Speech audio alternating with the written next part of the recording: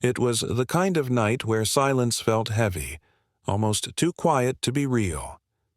I'd been asleep for maybe 2 hours when it happened, the sound that still makes my stomach knot whenever I remember it.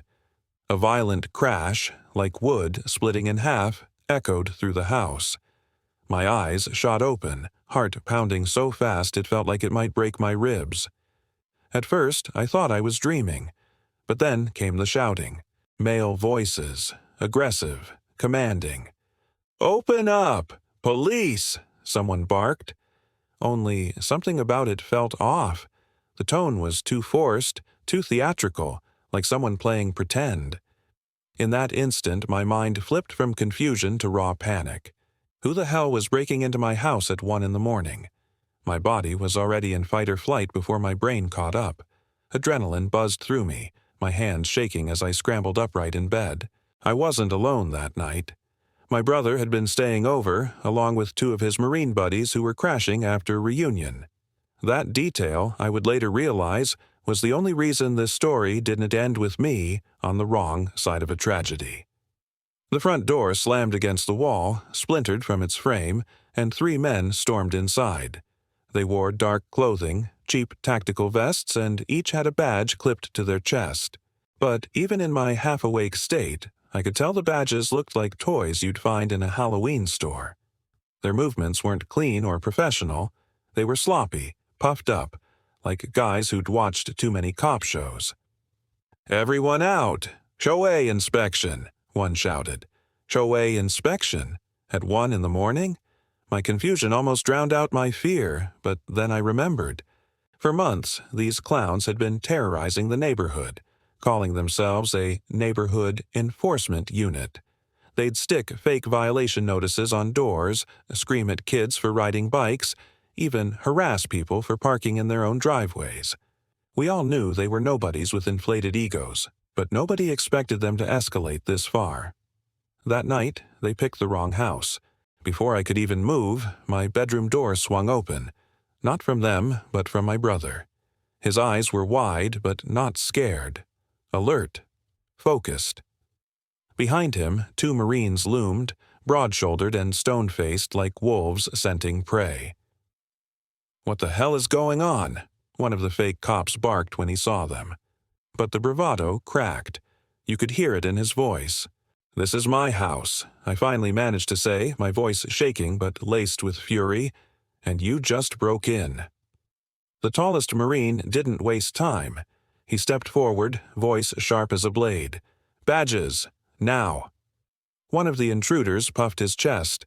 "We don't need to show you—" He didn't get to finish. In 2 strides, the Marine had him slammed against the wall, his arm twisted behind his back with the kind of efficiency only combat training brings. The other 2 froze, their fake authority evaporating in the face of real power. Chaos erupted. My brother lunged at the second guy, knocking him to the ground. The third tried to pull something from his vest, probably a flashlight or maybe pepper spray. But the second Marine was faster. In seconds, he had the man's wrist locked, forcing him to drop whatever he was holding. The intruders went from shouting orders to screaming in panic. Their fake confidence shattered like glass. Pinned against the floor, one of them yelled, "You can't do this! We're officers!" The Marine holding him down barked a laugh. "Officers? You're criminals impersonating cops and breaking into homes. You're lucky we didn't treat you like insurgents." The weight of what was happening finally sank in. My fear drained away, replaced by something sharper. Anger. These men had terrorized families, harassed kids, and now they'd violated my home. But here they were, squirming and begging, their fake power stripped away in seconds. I grabbed my phone and dialed 911, my voice steadier than I expected. 3 men just broke into my house pretending to be police. They've been subdued. The dispatcher must have heard the screaming in the background because her voice sharpened. "Officers are en route. Do not release them." Minutes later, though it felt like hours, real squad cars pulled up. Red and blue lights flooded through my broken doorway. The real police entered with weapons drawn, only to find 3 wannabe enforcers face down on my living room carpet, Marines kneeling on their backs like it was a training exercise. The officers ordered the Marines to step back, then pulled the intruders up one by one. Their fake badges clattered to the floor, cheap plastic gleaming under the harsh light. One cop picked it up and sneered. "Really? You thought this would work?" The arrest was almost anticlimactic, but the humiliation on those men's faces, that was the payoff. The same guys who strutted around the neighborhood acting untouchable now stood handcuffed, red-faced, and sputtering excuses about community safety. The officers weren't buying a word of it. Impersonating an officer is a felony. Forced entry is another. Their charges stacked higher by the second. Neighbors began gathering outside, drawn by the lights and sirens. Whispers rippled through the crowd as the truth spread. Families who'd been intimidated for months were finally seeing justice.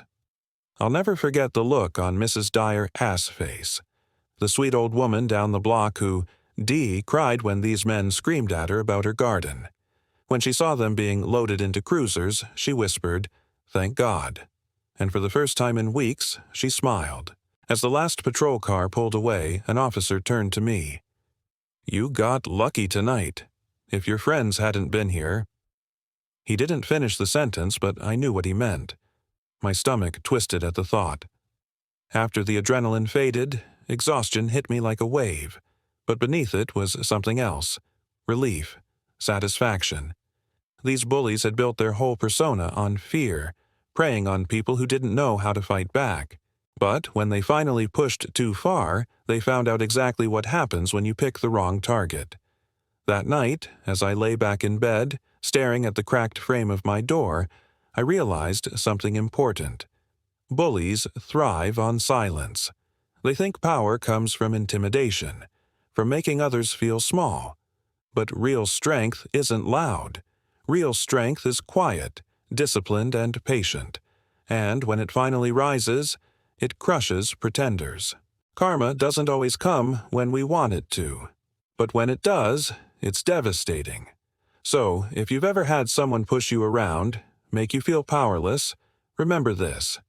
Justice might take its time, but when it arrives, it's worth every second of waiting, because nothing compares to the look on a bully's face when the tables turn, and they realize the game is over.